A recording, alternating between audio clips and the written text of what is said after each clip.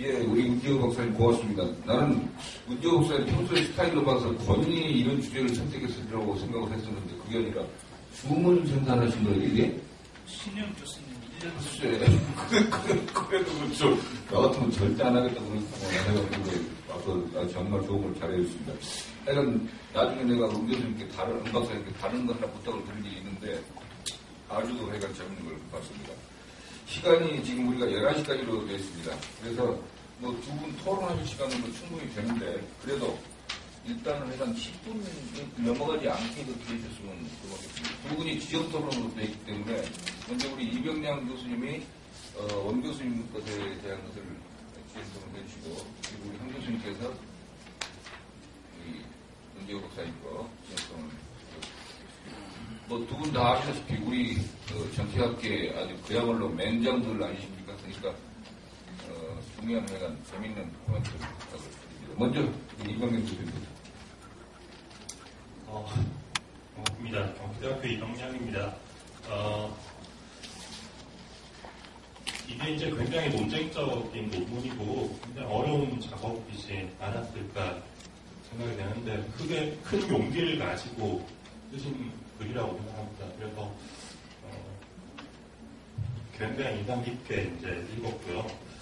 그리고 원수경 교수님께서 하신 문제 제기라든가 아니면 문제 의식에 대해서는 거의 전적으로 동의를 합니다. 그래서 그런 부분에 대해서 이제 들 말씀이 크진 않지만 만약에 이 논문을 이제 70% 완성은 됐는데 30% 더 완성시키시는 과정에서 혹시나 이 논문에 대해서 기본적인 문제의식이 같지 않은 분들이 읽으셨을 때 나올 것 같은 질문 중심으로 몇 가지 한번 말씀을 드리고자 합니다. 첫 번째는 저는 이런 생각이 들었습니다. 이 논문 제목이 이제 빅트루스에서 스몰 트루스로 갔다는 건데 행정학이 빅트루스를 추구한 적이 있었을까요? 라는 생각이 사실은 행정학이라는 학문 자체가 굉장히 실용적인 학문이고 아시다시피 이제 예를 들어서 조직 이론에서 원 교수님도 이제 언급하셨지만 조직 이론에서 여러 가지 이제 연구들이 있는데 그 논문들에서 추구하려고 했던 것이 과연 빅트루스였을까 아니면 이제 작은 파편화된 진실을 가지고 현상에 대해서 설명하는 것들을 통해서 문제 해결에 조금 다가가려고 하는 게 행정학일까라는 생각이 들었습니다. 그거는 조금 근본적인 논쟁이 되겠죠. 그래서 만약에 이제 원 교수님께서 생각하시는 빅트루스라는 게 그런 어떤 구체적으로 행정학에서 이루어지는 연구들이 작은 파편화된 그런 진실들을 발견을 하는 거에 초점이 맞춰져 있는데 여기서 말씀하시는 빅트루스라는 게 그거보다 더 큰 의미가 있다면 그 빅트루스라는 것이 무엇인지 또 스몰 트루스라는 건 또 어떤 것인지를 조금 설득을 해주시면 읽는 분들이 거기에 대해서 조금 동의를 할 수 있지 않을까. 이 제목이라는 것 자체가 거의 원 교수님의 문제의식의 대부분을 보여주는 것이기 때문에 그러면 좋지 않을까 하는 생각이 들었습니다. 그 다음에 이제 두 번째는 마찬가지 건데 교수님께서는 이제 사실은 이 논문이 그 행정학보나 정책학보나에서 간헐적으로 나오는 기존 연구 분석 논문입니다. 아주 큰 범주에서 말하자면 기존에 10여 년간의 우리 연구 경향에 관한 그런 논문들이 꾸준히 나오고 있지 않습니까? 그런 논문인데 초점을 뭐냐 하면 포스트 모더니즘적인 방법론을 쓰고 있는 논문들이 도대체 얼마나 있느냐 그런 관점에서 포스트 모더니즘적 접근을 한 논문과 그렇지 않은 논문들을 이제 이렇게 분석해서 보여주시고 있는데 그렇다면 포스트 모던적인 인식론, 방법론, 연구 이런 것들이 무엇인지를 조금 더 자세하게 보여주셔야 되지 않을까 하는 생각도 있습니다. 왜냐하면 이제 이 논문에서 교수님께서 2장에서 이제 그 포스트 모더니즘적인 지향을 이렇게 쭉 정리를 하시고 있지만 이런 지향이 연구 방법론에서는 어떤 식으로 나타나고 있는지를 많이 설명해 주지는 않거든요. 다만 우리가 이거를 읽어가다 보면 분석해 놓으신 걸 보고 그래 포스트 모더니즘적인 방법론이라는 거는 비커밍 중심으로 생각하는구나. 혹은 메이킹이라는 거에 더 초점을 두고 있구나. 또 맥락성이라는 거를 강조하는 게 우리가 포스트 모더니즘적인 연구라고 할 수 있구나. 그리고 이제 연구자보다는 연구 대상을 더 중심에 놓는 것을 포스트 모더니즘적인 방법이라고 하는구나라는 거를 추정할 수는 있지만, 그런 방법이 사실은 여기서 이제 직관적으로 사실 좀 이해가 갑니다만은 우리가 행정학보라는 논문들을 살펴보고 이 논문들을 어떤 기준으로 이게 메이킹이라고 하셨지 우리 다 일일이 읽어볼 수는 없지만 이 숫자에 대해서 물론 이제 신뢰를 해야 되겠지만 어떤 거는 도구적인 사회 연구라고 한 기준은 뭐지라는 질문을 누군가가 던진다면 좀 대답이 곤란할 수도 있지 않을까 하는 생각이 듭니다. 더구나 이제 저는 그런 생각도 들었습니다. 비커밍 메이킹은 좀 어느 정도 맨 처음에 이야기하셨던 포스트 모더니즘적인 지향하고 일치하는 부분이 쉽게 노출되지만 가령 연구자가 어느 나라에서 학위를 받았다라던가 그게 다 맥락성의 전체를 설득을 하실 수 있지만 글을 통해서 그렇지는 않을 수도 있는데라는 이야기를 하실 수도 있을까. 그 다음에 연구자 중심, 연구 대상 중심, 이것도, 앞에 이야기했던 지향하고, 를 연결시키기가 그렇게 쉽지 않다라는 생각이 들었습니다. 또 예를 들어서 교수님께서 이미 분석하셨지만 행정윤리나 행정사 연구가 전부 다 포스트 모더니즘적 방법을 쓰는 것도 아니고 하다. 그래서 그런 부분에 대한 설명 좀 있었으면 좋겠다는 생각을. 그 다음에 이제 결론에서 한 70% 정도가 실제로는 실증주의에 기반했다고 정리를 하셨습니다. 그럼 나머지 30% 정도는 그렇지 않다는 의미기도 하지 않습니까?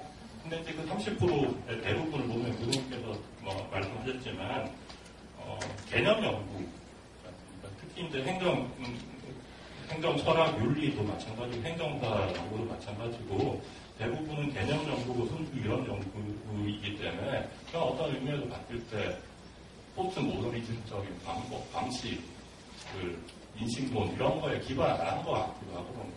그래서 오히려 이런 연구가 아무리 많아져도 전부 다 개념 연구를 계속하고 있다면 이게 방법론의 어떤 확대, 작은 진실의 확산 이런 거에 도움이 될까 하는 생각도 얼핏 들었습니다. 그 다음에 기술적으로 그러니까 제가 작년에 이제 그 학생들하고 올 봄에 학생들하고 수업하면서 2013년 행정학부 정책학부를 작정하고 처음부터 끝까지 한번 읽어봤습니다. 네.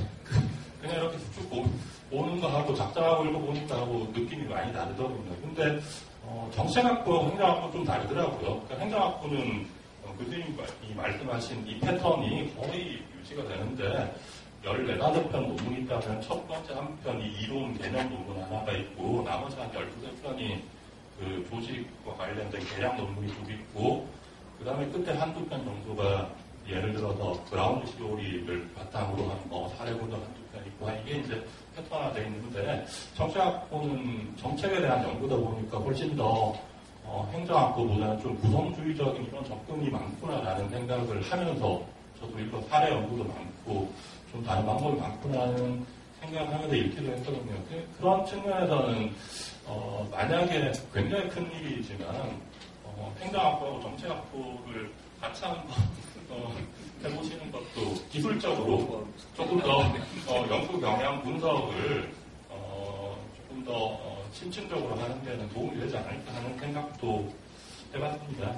결론적으로 이제 교수님 거의 모든 말씀에 동의를 하지만 저는 이런 생각도 한다면 해봅니다. 저도 비록 개량 연구를 하고 있지 않는 사람이지만 지금 우리가 어떤 행정학의 위기, 행정학 연구의 위기라는 게 있다면 이게 연구의 경향이 이래서 그런 건지 그런 연구조차 제대로 못하고 그런 연구조차 다양성을 못 가져서 그런 건지 사실 좀 생각해 볼 필요가 있다고 생각합니다.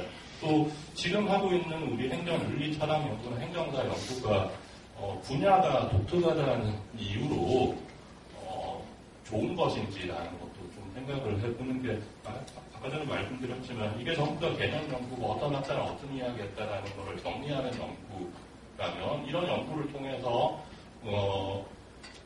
보여주는 진실이라는 거는 또 별로 없지 않을까 하는 생각도 들었습니다. 그래서 결국에는 좋은 연구가 문제를 해결하는데 도움이 많이 되지 않을까 하는 생각이 들었습니다. 좋은 연구가 뭔지 모르겠지만 그런 부분에서 다양성을 가지는 것에 대해서도 조금 언급이라던가 논쟁을 해볼 만한 필요가 있지 않은가 그런 생각도 했습니다. 네, 이상으로 마치겠습니다. 예, 우리 이병렬 교수님 고맙습니다. 근데 언제 이거 받으셨어요? 네? 논문 언제 받으셨어요? 한 일주일. 일주일이면 뭐 시간은 좀 됐네. 예, 근데 내가 뭐 꼼꼼히 읽으시고 굉장히 그런 식으로 뭡니까 행정문제나 정책학회고나 정책학회고 이런 걸 가지고 클래스에서 어떻게 했어요? 열심히 그냥 같이 읽었습니다. 얘들하고요? 네, 대학원생 한 2-3명 하고 매주 같이 작정하고 그건 되겠죠. 네, 읽었습니다. 아니 뭐 하여간 뭐 정말 우리는 생각지 못했던 그런 방법들인데 대단한 것들 하셨네요. 뭐 고생하셨습니다. 아이고 코멘트 고맙고요. 자 이제 마지막으로 우리 연세대학교 한상일 교수님께서 어제 저 얘기 듣게 받으셨죠? 네. 저도 저 얘기 늦게 받아가지고 한번 봤는데 이게 무슨 소리냐 잘 모르겠다. 뒷부분 좀 알겠지만 그래서 너무 부담 갖지 마시고 어떻게 부탁합니다. 예, 저는 연세대학교 원주 캠퍼스에 있는 한상일이라고 합니다. 어젯밤에 가셔가지고요. 어젯밤에 이제 열심히 읽었고, 근데 사실 저는 뭐 정치학도 잘 모르고, 그리고 농경분석 같은 거 더욱더 잘 모르는 주제라 굉장히 이제 걱정을 했는데, 이제 막상 이제 이 자료를 받고 나서는 이게 어떤 한편의 논문이라기보다는 어떤 굉장히 잘 정리된 수업 자료 같은 그런 느낌을 받아서 제가 코멘트를 이렇게 하기보다는 간단한 질문 같은 것들 학생의 입장에서 그냥 공부가 연구들이 낫지 않을까 그렇게 작정을 하고 왔기 때문에 그래서 임 박사님께서 잘 이렇게 답을 해주실 거라고 생각합니다. 저는 이제 원수경 교수님의 분류에 따르면 미국에서 공부를 한 전형적인 행정학자입니다. 그리고 이제 제가 행정학부에 썼던 글들을 다시 생각을 해보니까 사례 분석이 하나가 있긴 했지만 대부분 조직을 분석하는 계량 분석을 했던 것 같아요. 그러니까 제가 아주 딱 거기 전형적으로 들어가고 거기 구성되는 사람 중에 하나가 아닌가 이렇게 생각하고 스스로 이제 저의 문제점에 대해서 굉장히 이제 많이 이제 생각을 하는 편인데 그런 식으로 생각하면 이제 아주 일반적인 행정학자 입장에서 볼 때 이 농경 분석이나 이런 것들이 어떻게 다가오는가 이런 말씀을 드릴 수 있지 않을까 이렇게 생각하고요. 그리고 이제 지금 사실 저는 이제 학습이라든지 사회적 경제, 공동체에서의 학습 이런 것들에 이제 좀 관심을 갖고 있는데 그런 입장에서 보면 이제 농경 분석을 어떻게 이제 이어질 수 있을까 이런 고민 같은 것들을 조금 이제 말씀을 드리려고 합니다. 처음에 이제 은지호 박사님께서 설명을 해주셔서 좀 이렇게 의문이 풀리긴 했는데 굳이 빅데이터 분석을 왜 농경 분석에 이렇게 연결을 시켰을까라는 생각을 했는데 거기에 대한 설명을 조금 더 자세하게 해주셨으면 좋겠거든요. 그러니까 농경 분석의 구조와 빅데이터 분석에서 박사님께서 해주신 그런 분석이 이제 어떻게 연결돼서 그게 이제 유용하게 쓰일 수 있는지 이런 것들을 설명을 해주시면 좀 더 이해가 쉬울 것 같고요. 그렇게 생각했던 배경에는 이제 저희가 이제 아규멘테이션이라는 그런 과정을 통해서 찾을 수 있는 유용성이라는 것이 유용성이라는 표현이 좀 적절한지 모르겠지만 이제 개인이 이제 아이덴티티를 찾을 수가 있는 것 같아요. 그러니까 연구자도 그리고 연구 대상도 그 사람의 이제 입장이나 정향성이나 이제 이런 것들이 확인이 되고 그 과정에서 이제 집단에서 어떤 밸류 이런 것들을 이제 수혈이 가는 거죠. 그리고 그런 것들이 이제 머물러 있지 않고 역동적으로 변화하는 과정 같은 것들이 굉장히 잘 보여줄 수 있는 그런 방법이 아닌가 생각되는데 이제 좀 활용하신 빅데이터 분석에서도 이제 그런 부분들이 캐치가 되지 않을까 이제 이런 생각이 들거든요.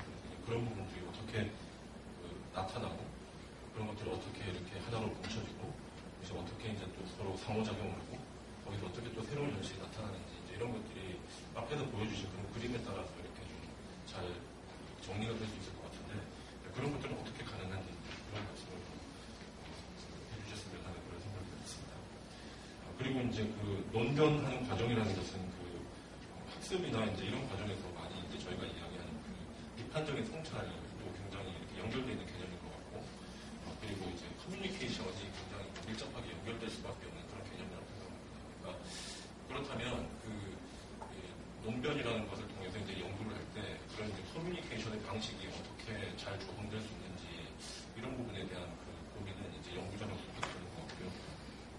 그리고 이제 실제로 이제 현실 속에서도 이 소통은 어떻게 그리고 어디서 시작이 되는가, 어떤 조건에서 시작이 되는가, 그래서 그것이 어떻게 원변으로 이어지고 아까 제가 말씀드린 이제 그런 개인과 집단의 가치관, 정체성 이런 것들 확립하는 과정으로 어떻게 연결되는지 이런 부분들에 대한 설명이 조금 더 이렇게 해주시면 더 이해가 쉽지 않을까.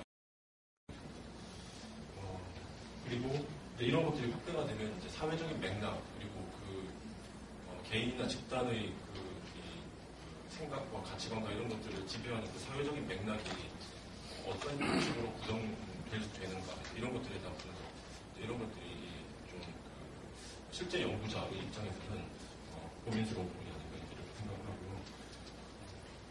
저는 이 정도로 그냥 마치도록 하겠습니다. 그리고 흘러오고 계신 선생님들 의견 봐주시고 답해주시고